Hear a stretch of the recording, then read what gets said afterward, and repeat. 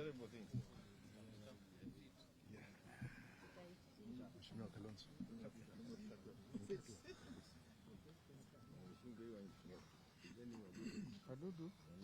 So, are we ready? Ready.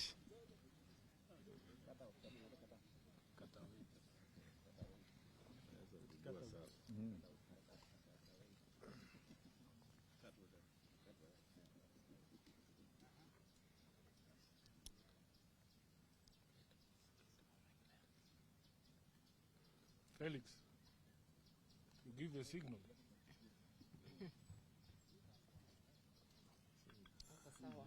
So, okay, ladies and gentlemen, we had a meeting here of the Azimio La Umoja One Kenya Coalition Summit. We have deliberated on a number of pertinent issues, and we have a statement which is going to be read on our behalf by Honorable Eugene Wamalwa.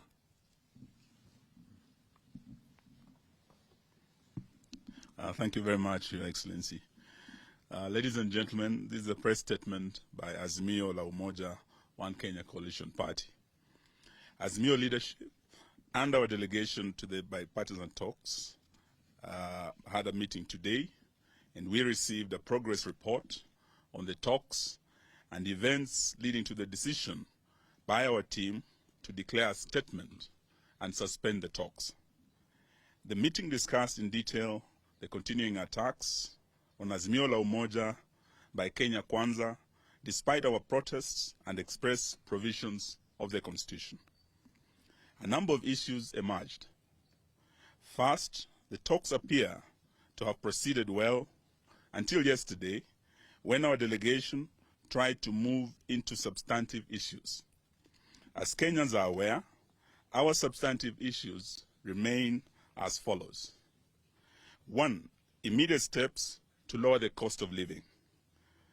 We dare add that cost of living has acquired more urgency in light of the finance bill, the continued rise in the cost of basics like unga, sugar, and fuel, the continuing fall of the Kenya shilling, and the new raft of taxes that the Kenya Kwanza administration is determined to push down the throats of suffering Kenyans. 2. The audit of IEBC election servers. 3. Restructuring and reconstitution of IEBC. 4. An end to the efforts by Kenya Kwanza to incapacitate, kill, or take over other political parties. We hasten to add that the desire to kill political parties goes beyond the attacks going on and include efforts by the Kenya Kwanza regime to deny funding to Azimio-affiliated political parties. It is a standard procedure that for any team of negotiators to delve into substantive issues, they need to agree to take some preliminary steps that preserve the substantive matters. Going by these established principles in negotiations, our delegation asked that there be some preliminary actions on the cost of living, agree to the preservation of the IEBC servers in light of the fact that we have asked for an audit of the same, suspension of the selection panel of IEBC in light of the fact that it is an agenda of the talks, and cessation of Kenya Kwanza invasion of Azimio as talks go on. Unfortunately, our team met resistance, hostility, and outright rejection on all the desired preliminary actions. Kenya Kwanza could not commit to stop the invasion of Jubilee, preservation of the servers, interim measures at reduction of cost of unga, and suspension of the process of hiring new IEBC commissioners. In other words, Kenya Kwanza wants to continue with the measures that make cost of living even more expensive. They want to interfere with IEBC servers, proceed with the picking of IEBC commissioners, and continue invading Azimio parties. Our delegation therefore came to the decision that if the interim measures cannot be guaranteed, there would be no need to move into substantive issues. The framework agreement that set up the talks provides for a 7-day suspension of the talks in the event of a stalemate, and our delegation proceeded to invoke this provision. If at the end of the 7 days we will not be able to resume the talks will be considered to have collapsed. A number of other issues have emerged from the talks. One is that the Kenya Kwanza side is essentially several teams in one. The members are answering to different bosses and are not moving in the same direction. They are getting different instructions and are clearly pulling in different directions. Secondly, Kenya Kwanza has no clear direction on whether the talks should proceed or not. Deliberately, they have no clear direction from Mr. William Ruto on how to proceed. 3, Kenya Kwanza sees the talks as a process of managing the political situation, calming down the political temperatures, and continue with business as usual. 4th, the destabilization of the Jubilee Party is a do-or-die agenda, sponsored by the highest level of Kenya Kwanza leadership, whose aim is to ensure Kenya Kwanza obtains a super majority in parliament and amends the constitution, removes presidential term limits, abolishes devolution, and removes the independence of constitutional commissions and places them as part of the presidency. Kenya Kwanza also wants to remove the necessity of parliament approving every tax measures and wants to give the president power to impose some taxes without always having to go through the finance bill for every increase. In light of the above, we state as follows. 1, we endorse the decision by our delegation to walk out of the talks. Until Kenya Kwanza agrees to deal with the interim issues raised by the team, the talks will remain suspended. 2, the issue of opening the servers, cost of living, cessation of attacks on Jubilee and other political parties are not negotiable. 3, we recognize the resolutions of our affiliate party, Jubilee, reached at the party's Special National Delegates Convention, including the change of leadership, which must be taken as final. We demand that these resolutions be respected and enforced by the Office of the Registrar of Political Parties. 4, Kenya Kwanza must make no mistake that Azimio will do everything possible to protect its affiliate parties from these heinous attacks. We ask all Kenyans to join us in protecting multi-party democracy, for which many Kenyans lost their lives. 5, all Jubilee Party members of Parliament who have crossed the floor and joined Kenya Kwanza must go for by-elections. Those who hold their positions by virtue of their nomination by Azimio must have their nominations revoked. The Registrar of Political Parties, Mrs. Anne Deritu, must leave office in view of clear manifestations that she has been co-opted into partisan and illegal schemes by Kenya Kwanza to cripple instead of protecting political parties. Anne Deritu no longer enjoys the confidence of her clans, who are political parties, and whom by her mandate she is supposed to strengthen, not to weaken as she is doing. The meeting resolved and has given authority to our team in the bipartisan talks to issue a notice of dissolution of the talks in the event that Kenya Kwanza will not publicly accede to the interim measures within 6 days, in line with the provisions of the framework agreement. This notice ends on Tuesday next week. Thereafter, the Azimio coalition We'll communicate our next course of action at our PG next week on Tuesday. Thank you, ladies and gentlemen. Yes, then this Friday, the Azimio leadership has been invited by the leader of the Wiper Democratic Movement, His Excellency Stephen Kalonzo Musyoka, to a meeting in Yatta. So we will start on Friday in Ukambani, where we'll gather as the Azimio family, and we want to thank His Excellency for hosting us. Then on Tuesday again, we will meet and make a major statement. Thank you, ladies and gentlemen. Thank you. Well done.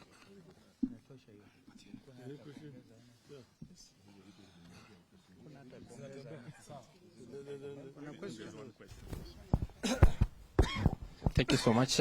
Just two questions. Number one, you're calling for the implementations of the resolutions of the NDC of the Jubilee Party, but the ORPP said yesterday that the NEC meeting that constituted the NDC was not proper because of quorum. So how will you ask for that? Number two, there's this sugar issue, and there have been talks about there's some people, top government officials, who are involved in it. Do you know who these people are, or as in your oversight role? Thank you. Thank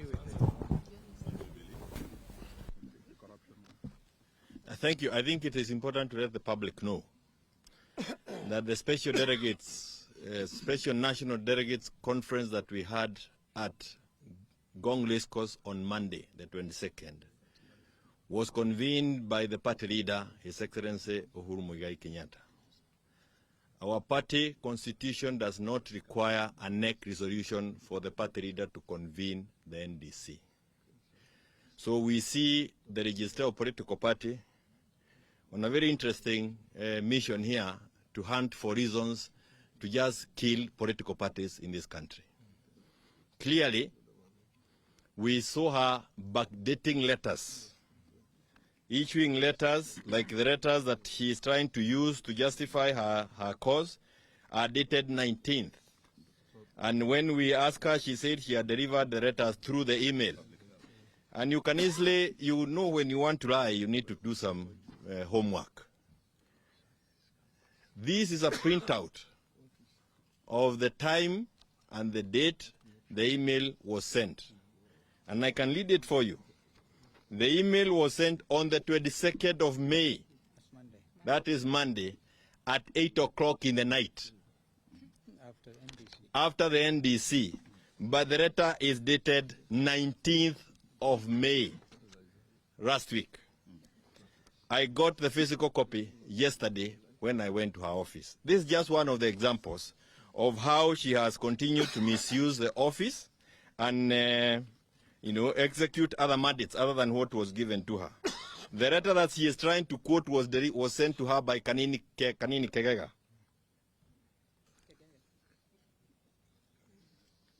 And Kanini is a stranger to the whole of this thing as an acting SG. But cleverly, because they are now agents of destruction, actually really playing the role of undertakers of political parties, she replies to Kutuni, the Deputy Secretary General. So she is the one trying to sanitize this invasion to political parties.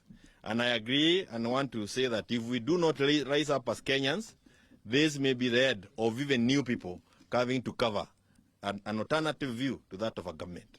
It took the rights of people for you to be there listening to us as a voice of the voiceless. Remind them the court stayed. And again, the court stayed any attempt to stop the NDC, and the order was served on the registrar in good time. By the way, the order was served on her physically before she even acted on the letters that she is purporting to do. Falsifying government documents is a criminal offense. And this lady is clearly guilty of criminal offense. She has continued to falsify those documents, and that is what has sustained this unnecessary coup attempt that you see that have become part of our entertainment every day. I thank you. The issue of sugar? Thank you very much. I've been asked to respond to the issue of sugar and other scandals. As you know, during our campaigns, we did warn Kenyans that our opponents have a history, and their history is known right from the YK92 days. The days of corruption and mega scandals are back in Kenya. And we started with the fertilizer scandal. We now have the poison sugar scandal. We have the nets, mosquito nets, KEMSA. And we have the tractors from Belarus.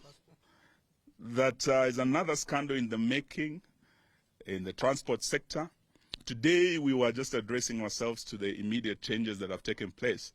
But on Tuesday, we will be addressing matters, corruption substantively, and also attempts by Kenya Kwanza to kill political parties. And not just political parties and killing multi-party democracy. Kenya Kwanza wants to kill devolution. As we speak, I heard Governor Kahiga of Nyeri saying on Friday, he'll be shutting down. Where is this money going? So this is a matter that we'll be addressing substantively on Tuesday. For today, we wanted to focus on the changes that have taken place, and the talks remain suspended until Tuesday when we make a further statement. Thank you very much. Yes, and also we want to say this to the Kenya Kwanza regime. They have to stop this politics of intimidation. They have started targeting and arresting Azimio supporters. We had young man Gaucho, the one that my successor at the Ministry of Defense said he's such a lowly bastard who should not be seen with great leaders. And it was a shame for President Uhuru to work with a chokora like Gaucho. But these are the real hustlers who are taken for a ride by the hustlers in State House, who cannot now work with them. And today, Gaucho, as we speak, was arrested after he made a statement at the Jubilee NDC. From yesterday, he's been in custody. As we leave here, we want to follow up to ensure he's released today. Maina Njenga, just because he came out to support Raila Odinga, he went all the way to Njambini. They tried to arrest him, and from yesterday, they have arrested him. As we speak, he's in Nakuru today trying to get back his freedom. We want to say no to intimidation and police harassment. They said they will not criminalize the justice criminal system. That's exactly what they're doing, and we want to urge our police to stop being misused by the Kenya Kwanza regime. Asanteni sana. Thank you.